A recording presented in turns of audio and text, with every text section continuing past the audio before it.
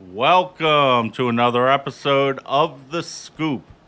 Tonight I am joined by two of the guys from Southern Brutality. How y'all doing tonight? What's going on, y'all? Doing So, good, sir. so I know that y'all do have a couple shows here coming up. We're on the eve of a show at Twist, and y'all have a couple other ones I know y'all have on the booking there. So y'all want to tell me a little bit about some of the shows that y'all have here? Yeah, sure. Well, like you said, the one tomorrow night at the Twist, Friday night, that's with some national touring bands, Seven Spars and Hate Storm Annihilation. It's also a local guy that's a big supporter of the show's his birthday, Gary Scafidi. So, Gary. anyway, after that, in 2 weeks, we will be in Austin, Texas. Oh wow, that's a And we'll be at Come and Take It Live for the very first inaugural Skunk Fest. all right. And Definitely looking forward to that one. yeah, this is our first trip to Austin, and it's a band.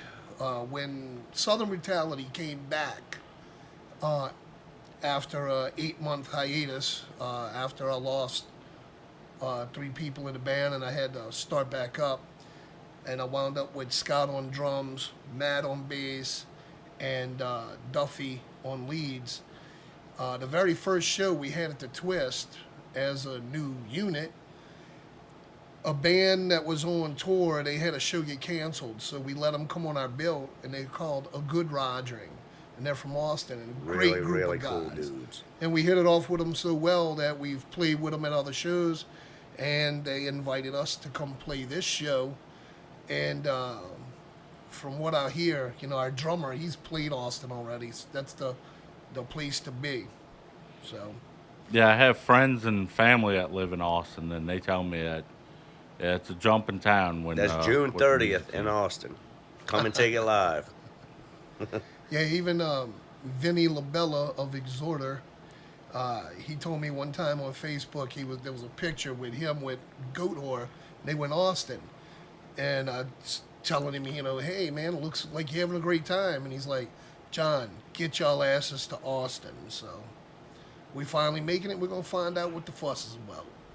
So is that y'all's first your first trip out of state? No, No. not at all. We played, well, I know y'all they played played like Houston before. Lafayette and This current lineup, we played Houston. At Acadia Just Live. one, yeah. With this current lineup, we've been to Houston once out of state. And then the old lineup, they've been We've a been couple a few times. times, yeah. And so then, oh, I'm you sorry. well you mentioned during the intro there that you went through some changes. Yes. With the changes, how do you feel that the membership has? Would you say that the membership has changed the style of music, or that's brought different inspirations into the band? Um, I would say that this group have just as diverse musical taste as the other guys, but it's definitely different playing styles. And the drummer Scott and Matt, they had both caught Southern Brutality before, and they were fans. We were And fans before we were in the Yeah. yeah, band. and when they found out I was looking for people to keep it going, they hit me up and they got in. And Scott brought Duffy in because he had played with him before. And right now there's zero drama in the band. There's no egos. It goes real easy. The flow is there, and that really helps to make for the music to kind of open up. And my goal was to have a diverse set of music. Not just have like one song sounds just like the other, where you get up and it's just all one thing. And they're really open to a lot of stuff that I couldn't do before. Some of the stuff that want to go. Some of it's a little faster, might be a little more aggressive, and these guys are like, F it, let's do it. So now we got new songs that we haven't even unveiled yet, but they're probably a little more vicious than some of the other stuff, you know. And it's kind of getting where we're all getting more used to playing a little more of the harder and faster stuff. And so, you know, we have songs that are slow. Like originally, we would describe, people called us like we were Nola Sludge. We're not Nola Sludge. And we had, what was it? What did they, Matt, somebody said we sound like Crowbar and Slayer Slayer. had a baby. Crowbar and Slayer had a baby. That was Southern Brutality. You know, but even the stuff that's kind of slow, it's still got some, you know, it's not like, chum. Some of the new stuff is Chum, definitely chum. more thrashy, like more. I wouldn't say speed metal, but more definitely thrash metal than sludge. I mean, way more. Are there any particular bands that you would say that y'all use as inspiration? Slayer. Slayer. No, I'm a I'm a huge Slayer fanatic, but if you asked me to play one song by Slayer, I really don't.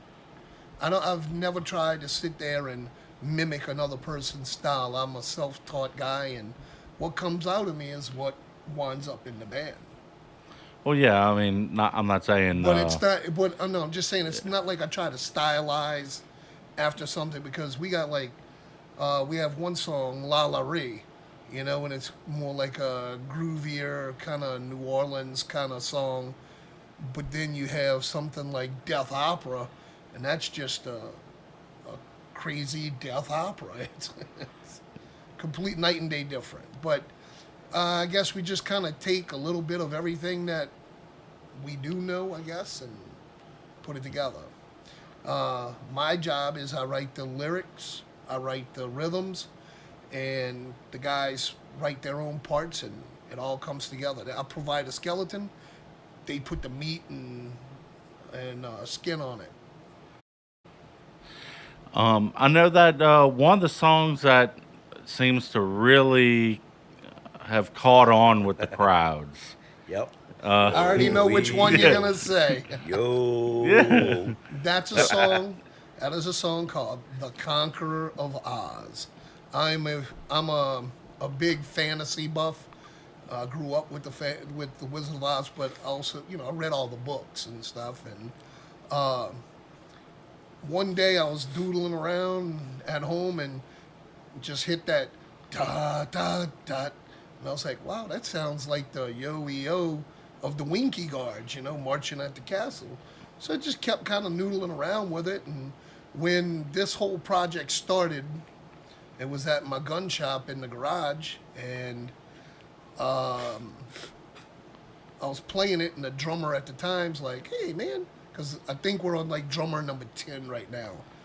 We've been in existence for 3 years, but like it's only less than 2.5, because it was an 8-month hiatus.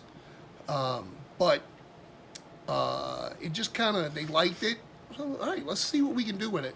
So I wrote some more parts to it, and I decided to make it from start to finish about the Wizard of Oz. But and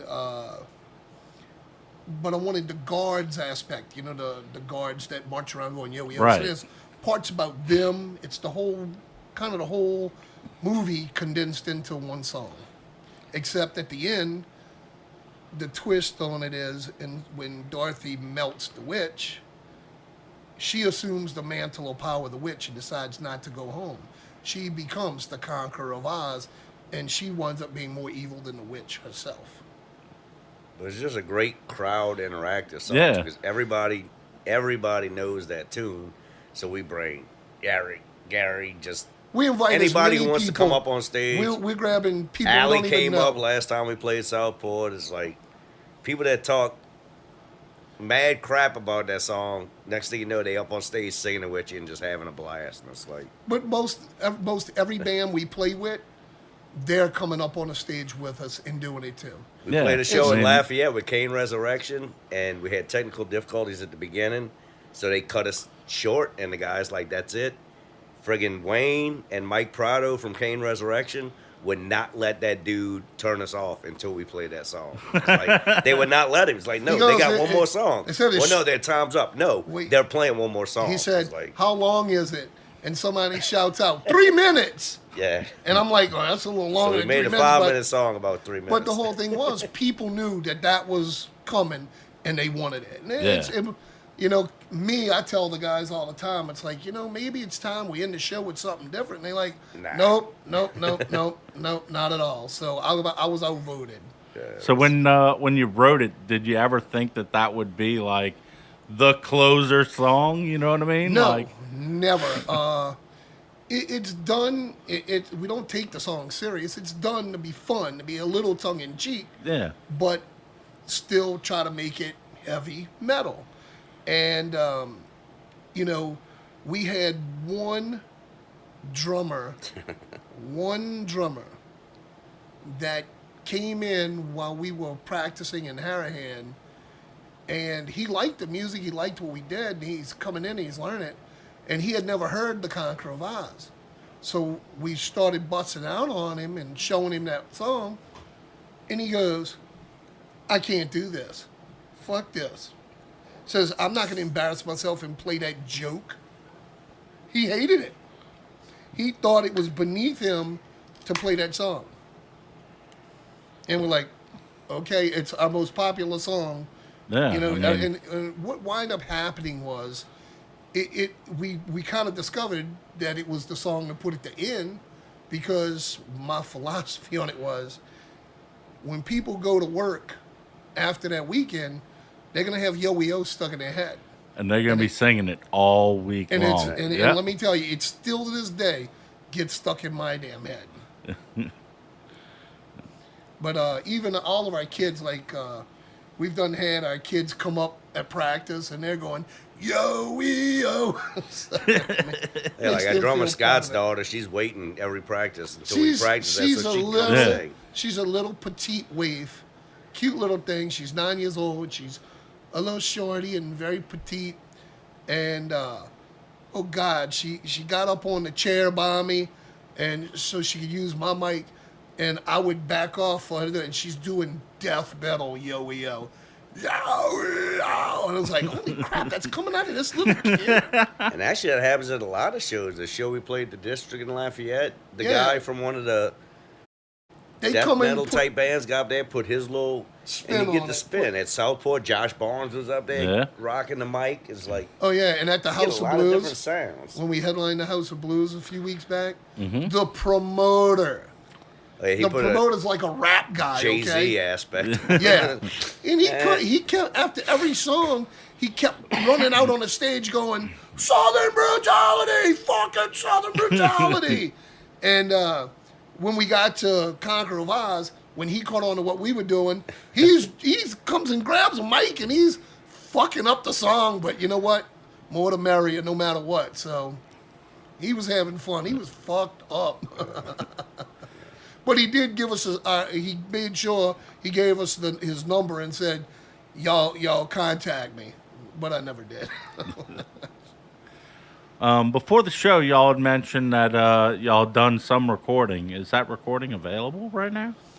Well, only in the form of an EP that was kind of somewhat rough mixed, but I mean polished, but not mastered. We have some guitar parts that need to be re-recorded on the lead side because when you listen to it, you'll hear it like in the background, and the mix was done a little like a bass heavy. We had really no part of the mix, and but we do have opportunities to have it mixed and mastered. So what we're doing is we let the EP out now just to kind of have something floating, and we're going back and we're going to re-record every guitar part, get it. There's things we found after we recorded, and you back out. I mean, I've listened to them thousands of times, each one, and picking out every little thing that I could to be critical about. So we're gonna me and Duffy are gonna go back in, re-record that stuff, and we're gonna.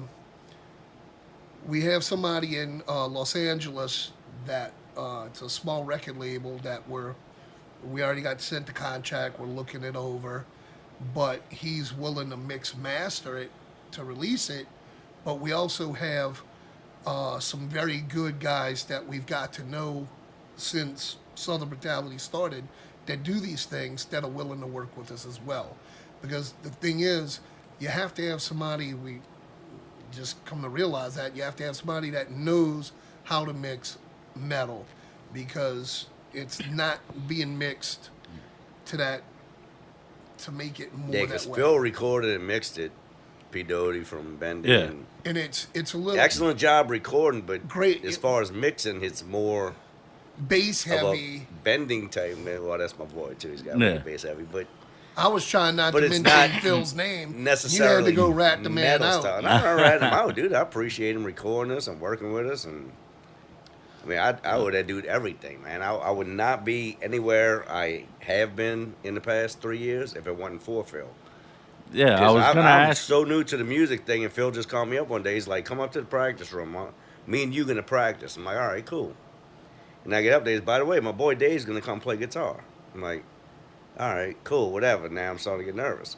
By the way, my cousin Rocco is gonna sit in on drums. I'm like, "Dude, this is like a band practice." I'm 46 years old, and I'm having my first band practice, and I remember the very first And- time that you came on to my show.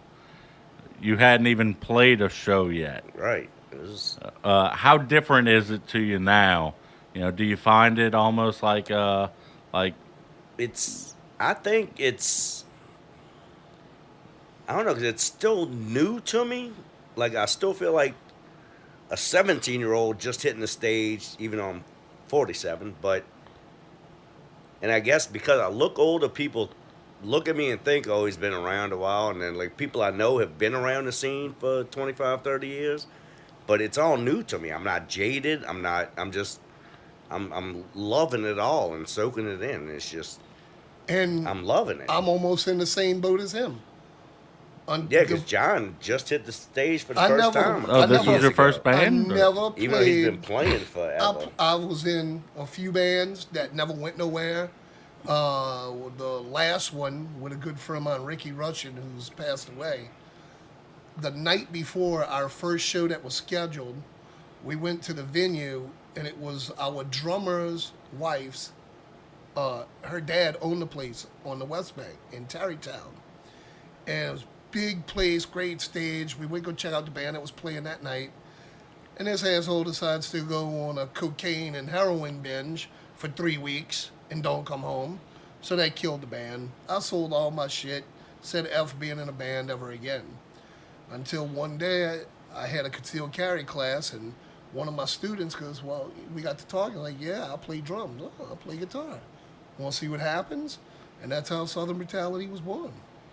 And I was nervous as all fuck when it was time to get on that stage. And I've spoken in front of crowds before, things like that, but it's different when you're going to sing and play the guitar and you've never done that before. And Who was in the front row? lo and behold, who's right in front, dead center at the twist, looking up at me, wait, when are you going to start? Mr. Kurt from Crowbar. Oh, well, Kirk Winstein. Yeah, Kurt Winstein with his wife Robin right in front pressure. of me. Yeah, no pressure.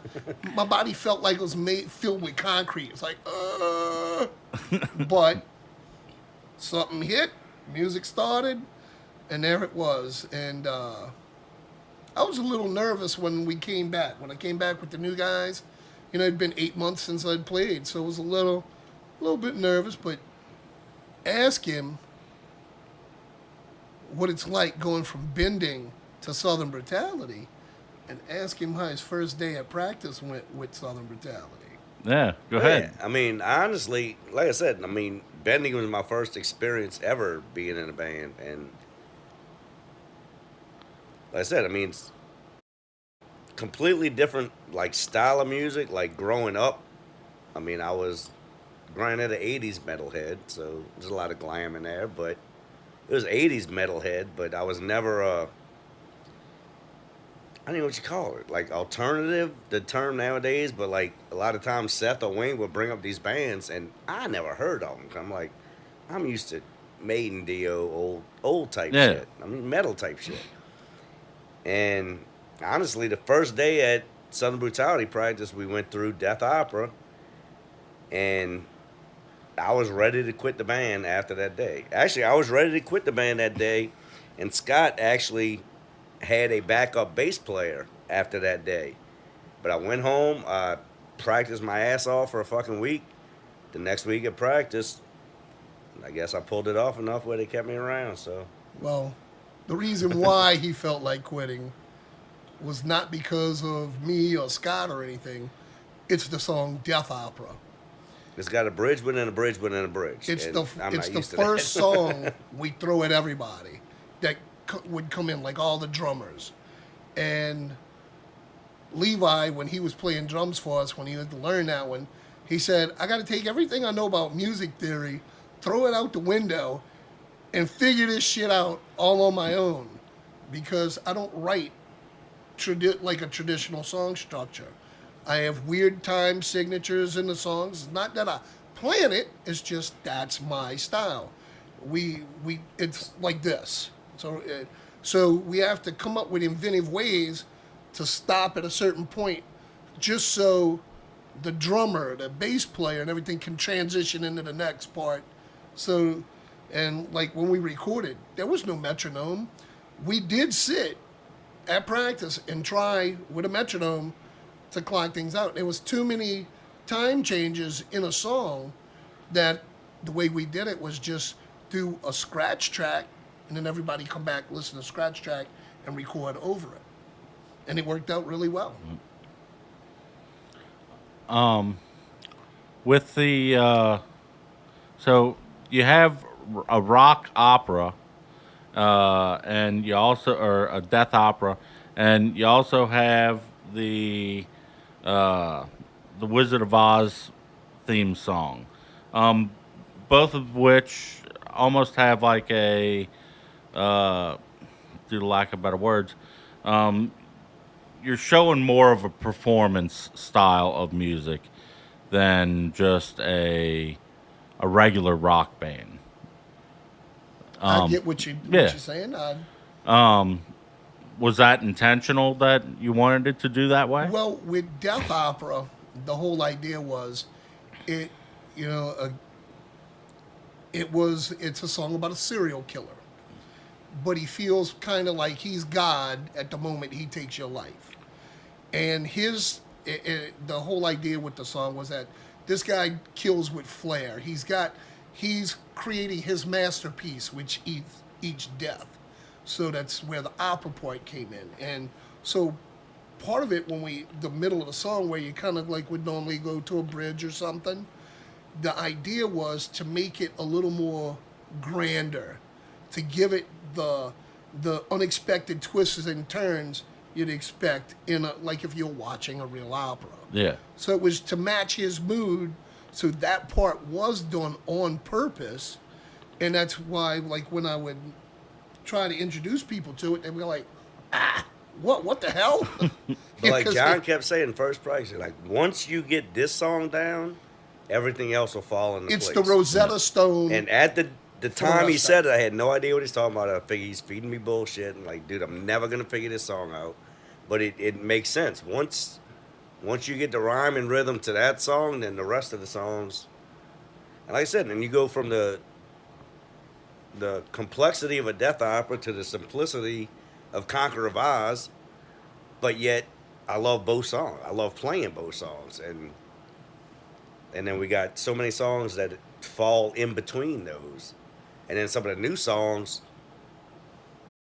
speed wise, I think blow Death Opera away.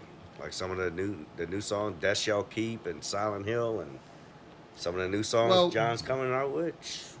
I can't wait to play them on stage. Death Shall Keep is probably it wound up being, we had no idea until we actually recorded it one day at practice. And then we actually put that on YouTube. It's on Facebook. That it was like the second time we ever tried it together. and we recorded it. And it didn't, it wasn't so bad, but I mean, it's a diamond in the rough, but it's working out really, really good. But it's a real slower, moody, darker song. And that one's Death Shall Keep is because it's some poor bastard really has an infatuation with this woman and he wants her so bad, but he can't. And let's just say she might be a married woman and all, and he's fantasizing about it. He might work with her. Well, he decides that he's comes up with a plan on how to get her, keep her, and have her for as long as possible. So he starts picking other women and killing them and practicing to preserve their bodies. So death shall keep just means in death she shall be kept for him. And what he does is he gets her, takes her home, embalms her however he wants to do it, and keeps her in a big meat storage locker in his home. And the only time she comes out is at night where he can lay her in the bed, he can cuddle with her and do every nasty thing he wants to because he's in love with her and lays with her body, but when she starts to warm up, back in the meat locker she goes. So it's his love affair with his dead dream girl. Now, the fastest song that we do, it's called Silent Hill, and I wrote this song a long time ago, back when with Death Rush, before the cocaine and heroin binge kicked in. And my good friend, rest in peace, Ricky, the first time I played the riff for him, he said, "Whoa, we ain't doing that. That sounds like squirrels fucking. Fuck you."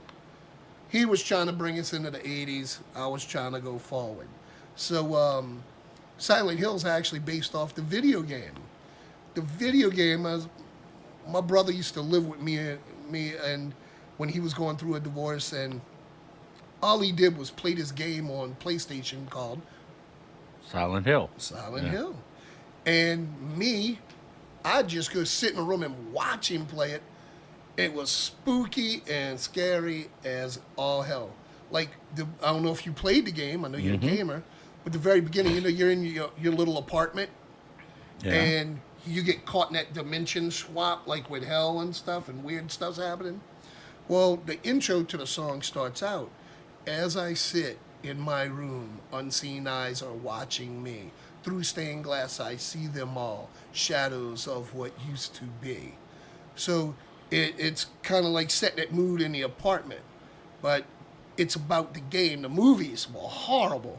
The movie sucked. It wasn't to the storyline of the game, because I was foaming at the mouth because I love horror, and it disappointed me to no end. But the song is based off the video game.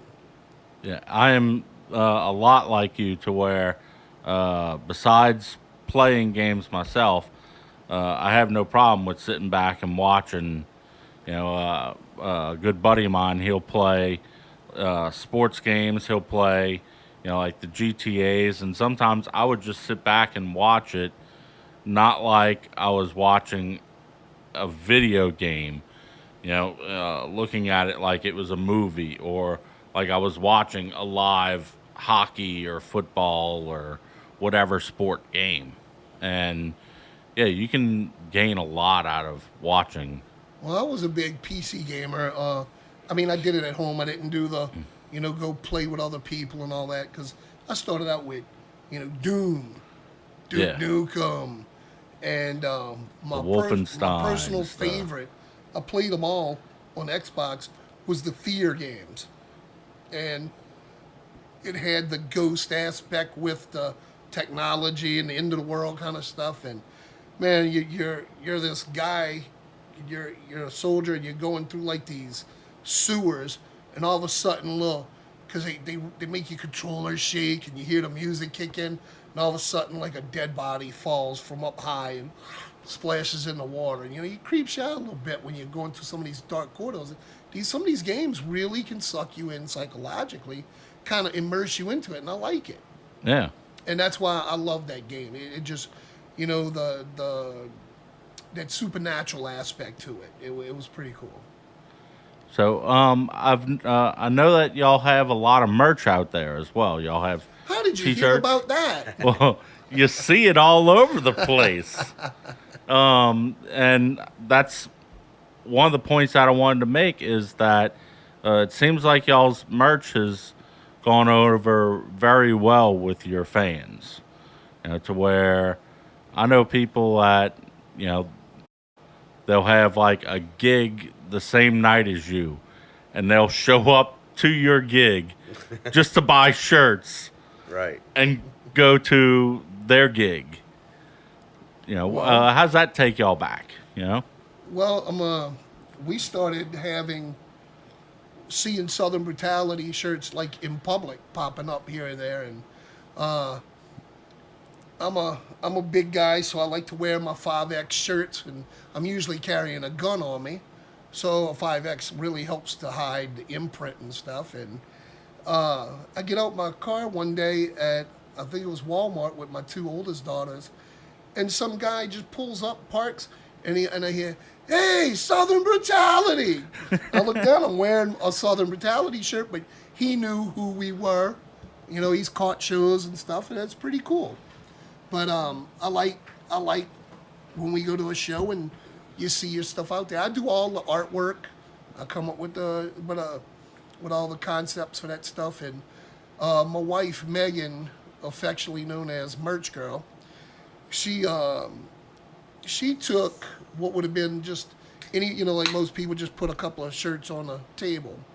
Well, she was a retail professional and she was retail management, and she felt we need to display this a little better. And so we let her take over the merch. She keeps probably the most accurate inventories. She knows what shows, what venues, how much sells, what's popular at that. She keeps track of that. I mean, we do have to look at that a little bit from a business aspect, because that's where we make our money. That's your what I bread and Yeah. butter. You're not, you're playing in a metal band. You're not making $500, $700 like, say, a popular cover band's making. Now, I'm not gonna sell my soul to play cover music. Hey, God bless those guys. They're talented. Somebody's gonna fill that niche. I can only do what is in me, and that's gonna be all original music. Now, we've always toyed with having one or two covers, because you bring in people from the different bands and all, and they join you and they have ideas too. And right now, Duffy is trying to get me to do this one particular cover. He's done went and learned all the guitar stuff. We're taking over this town. You're not supposed to My bad. tell, man. Jeez. Only fans would know what that song Matt is. is the loosest lipped. If you don't want anybody to know a secret, do not tell fucking Matthew David. This bastard will sell your ass out just so he can tell. And I say that with all the love in my heart. You get that. He's done caught. I've done had to go dad on him so many times. Blah, blah, blah, blah, blah. I was like, what the fuck are you doing? That's it, bro. That's all new to me, dude. I'm just. But we want to make a little money to where we can keep doing this. And merch does help get your name, your brand out. Yeah. And right now, my wife, she doesn't look at it as the band thing. She still looks at it from the retail side of things a lot. But she does understand, the aspect of bands and people wanting to purchase all that stuff. But right now, we've had people wanting to copy what she's done, what we've built and what we got going. We don't even call it the merch table no more. It's the Southern Brutality Mobile Retail Center. And but Matt had one band show him, oh look, this is my Southern Brutality inspired merch setup. And the merch guy for that does all the shirts and all for our good friends in Houston, help me out here. BM Star? No. The blind drummer. Distartica. Distartica, thank y'all. I keep wanting to say Acadia, but okay, Distartica. Carlos, sorry. So anyway, he saw my wife set up at the Twist. He's like, oh my God, that's great. So next thing you know, when we play in Houston with him, he's like pulling us over. Come see. And his merch is pretty much, a different version of ours. But, I tell my wife, it's flattering. And see, I'm a big believer, dude, because 9 days out of 10, I'm wearing, like tonight, Black Creole. The dudes I like, I'll wear that shirt. I love watching that. And when I see somebody wearing a Southern Brutality shirt, especially with somebody I know and I like, it's like, I love that shit. I'm like, that's awesome. Well, we are, one of the biggest things is we reinvest in ourselves. It's not like any of us go party with this money or anything like that.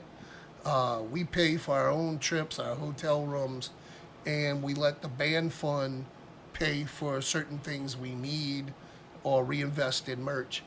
Of course, one of the next things we're going to do some ball caps. That's kind of the next thing. And we'll probably chill out because, 2 different leather wristbands. We got the beanies, we got the hoodies. Four different shirts now. We have the Southern Brutality flasks. We finally got 2 different designs in the lady shirts and all.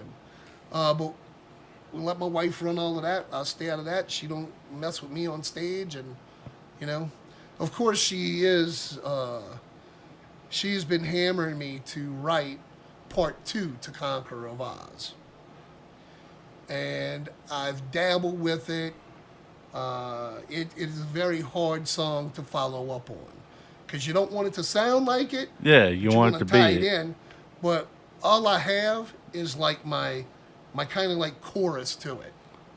And it's going to be more about the flying monkeys and the witch. More that side of it. All right. One thing that intrigues me about y'all is how active y'all are, not only in the scene, but also online. Y'all have a group that has a few hundred followers that is just related to essentially funny memes. Yeah. Oh, you're talking about Brutal by Nature. Brutal by Nature was a phrase I had coined a long time ago for when I was trying to come up with a shirt design. So it'll say, on the back it's the Viking shirt. It's on the back of and it says Brutal by Nature. And it wound up being on the beer koozies we have. And on the bottom it says, we put the brew in brutality. But so anyway, Brutal by Nature, when I wanted to do a group because I was so tired of all these namby-pamby people that want to complain and report people to Facebook. So what I did was I set it up, and if you can make it all the way to the very bottom, you can read the original intent of what that group was to be. It was about freedom of speech. I don't care if it's politically incorrect, blah, blah, blah. Now, I have 2 criteria where I draw the line is. No promoting outright racism to where hate on another group for causing harm or anything like that. We're all here on this planet together. Let's enjoy life. The second one is, do not post anything about children being hurt, molested, or using them as a butt of a joke, or a handicapped child being used as a butt of a joke. No, I'm a dad. That's where I kind of draw that line. Pretty much everything else goes. Yeah, anything else goes. There's a lot of shit we disagree with that we let stay racial humor is all on the table. I'm a big fan of Dave Chappelle's racial humor. He does it right. I don't get offended by somebody wanting to make funny jokes about white people. I don't. I was like, I never heard that one before. But the thing is, it's all about free speech and the expression thereof. So the rule is simple. I'm the policeman of that group. Don't put stuff and keep hammering stuff, because what I do, I don't report you. I delete your post. And if you notice your post is being deleted, chill out. Yeah. Now, if you do something, if you report a post, you come on Southern Brutality's Brutal by Nature group, and you say, "Hey, I'm reporting this," and we get the notice and we know who you are. I delete you and block you permanently. You're never coming back to the group because you're a rat. And you just bring it to our attention. I'll look at it. If I think it stays, it stays. As long as it don't violate those only two criteria I have. That's it. Matt and I are both Christians, and I know some people. Oh God, I didn't know that about a heavy metal band, but we are. But I have never deleted anything somebody put about making mockery of Christianity. I'm a big fan of South Park. They crucify everybody. Yeah. Make it equal, baby. So that's how I am. But I wanted it to be a fun place for sick minds to come and park and have fun. That's basically what it is. And it's right at about 2,000 members of it. I don't try to keep adding people. I put on the webpage a visit the group button, and so people can visit the group to see if they want to join. And it's set up to where if you want to join, we get a notice, but you have a question. It's like, will you not report anything? If you can't agree to that, then you don't come in. But if you agree to it, I approve you to come in. And we ask all of our members, everybody, if you know your friends in your group and you think they can handle that kind of adult responsibility of, hey, if I'm offended, hey, I'm seeing something different than what I'm exposed to. That's not a bad thing. Keep scrolling if you don't like it. It's like changing the channel. That's it. Just don't report.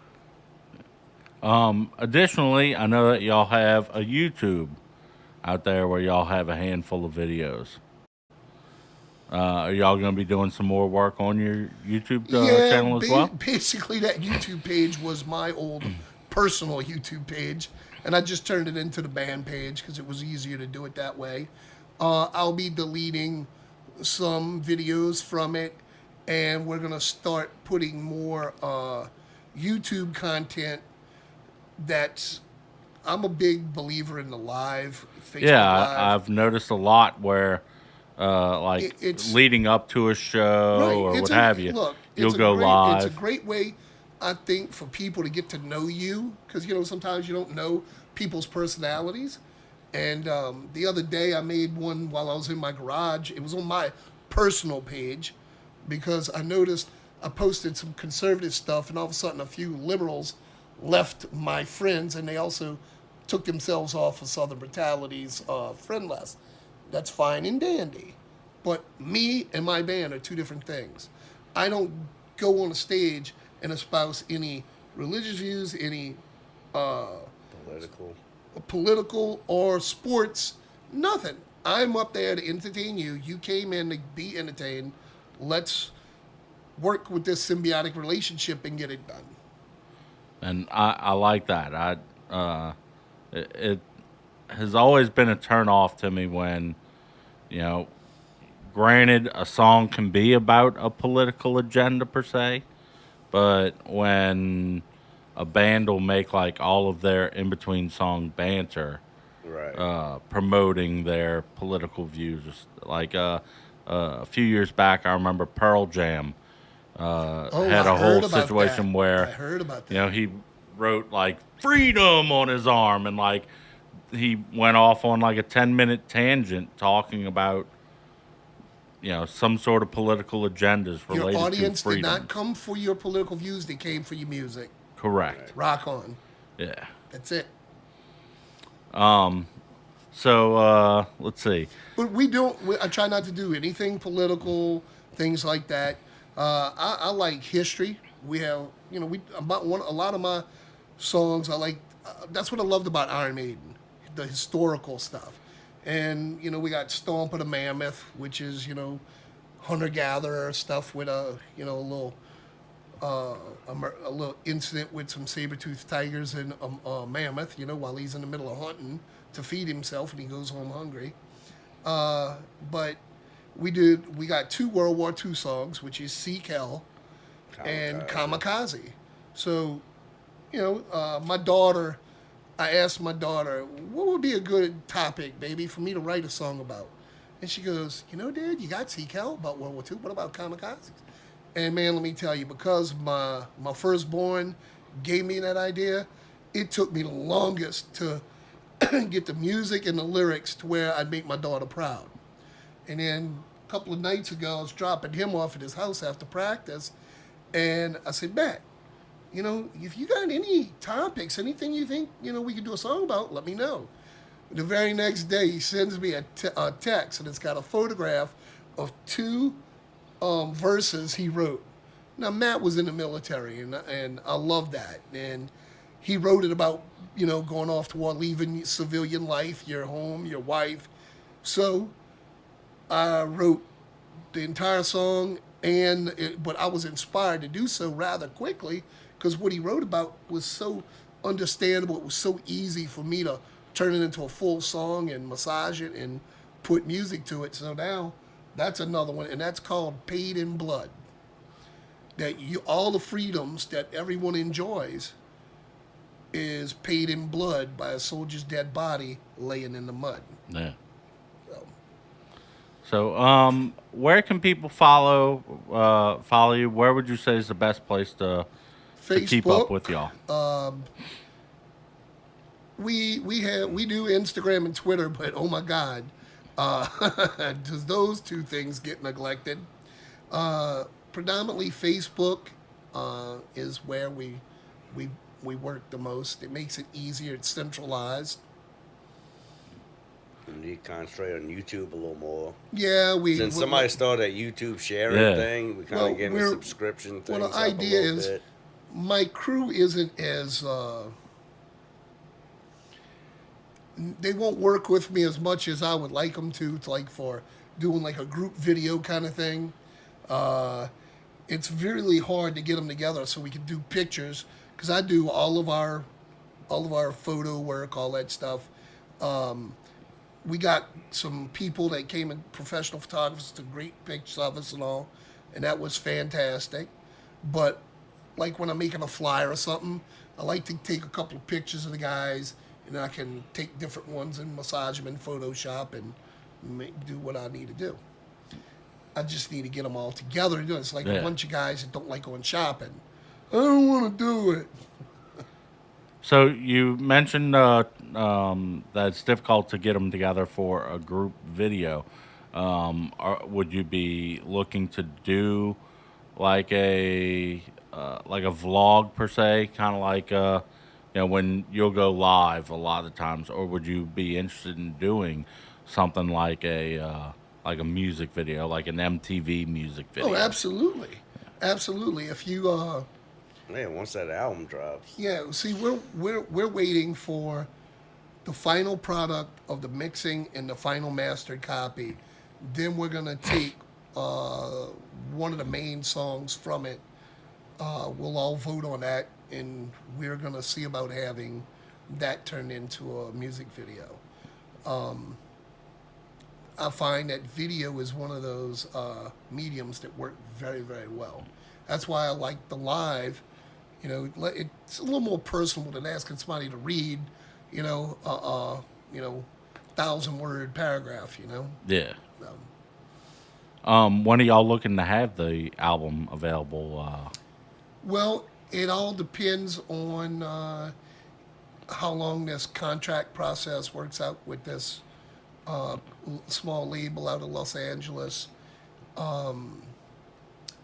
and if we're gonna have people we've already talk to about mixing and mastering do it, or let them. And I kind of like always going with a known quantity, so we're gonna make that decision as we get closer to that.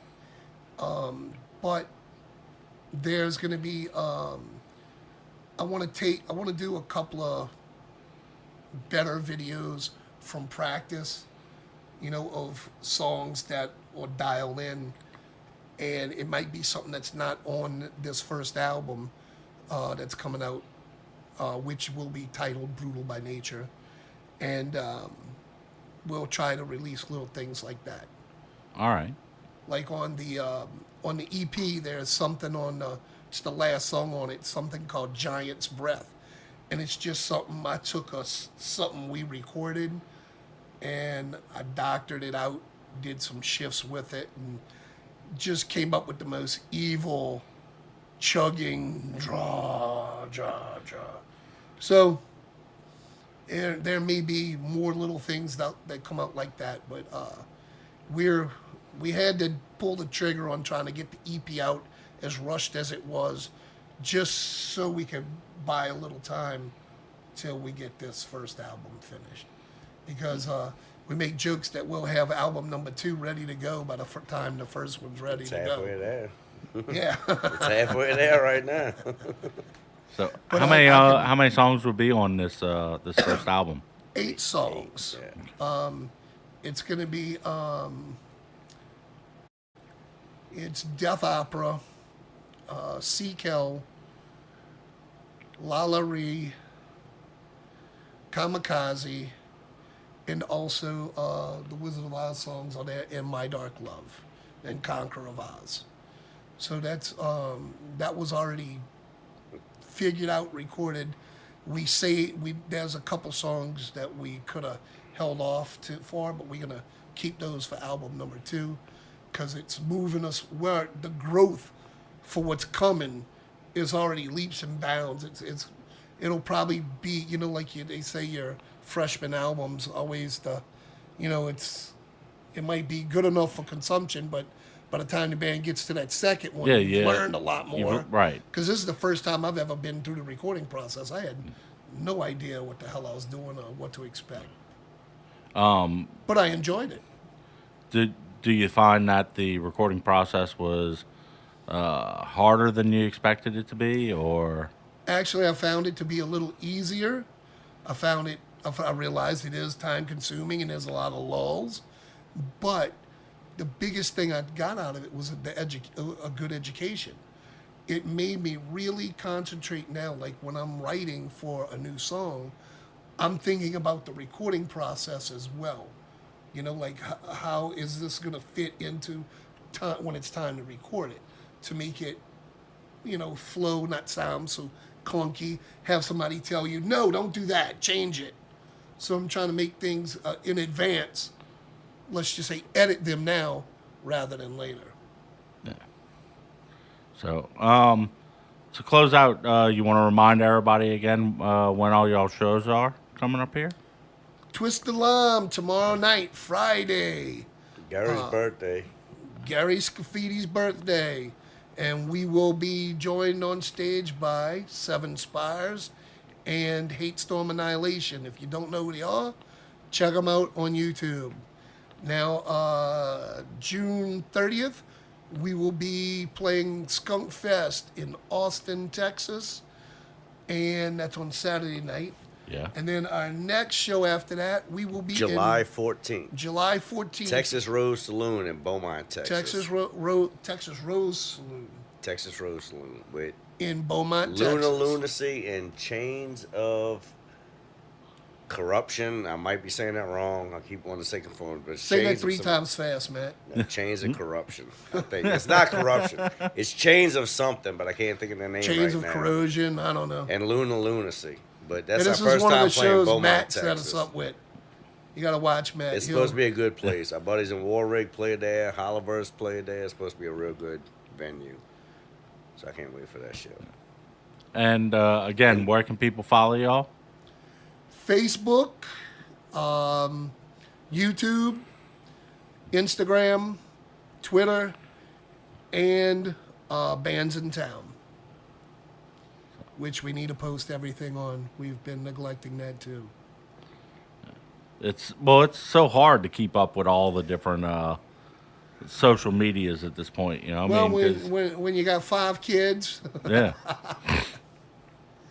and then band practice, and your wife wants time too, and all that stuff, and I get home a lot, and it's like, hey, I'm not cooking tonight. You're grilling. Oh, okay.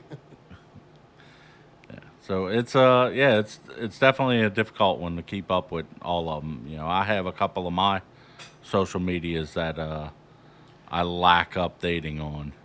Well, let me tell you though, the thing that I put the most into right now, other than my children, if I didn't have music, man, with my injuries from the car accident, I'd be in a real bad way. Music's got me through a lot. It's helped. It's always been. I've played music all my life. I mean, my first band, I was 16 years old.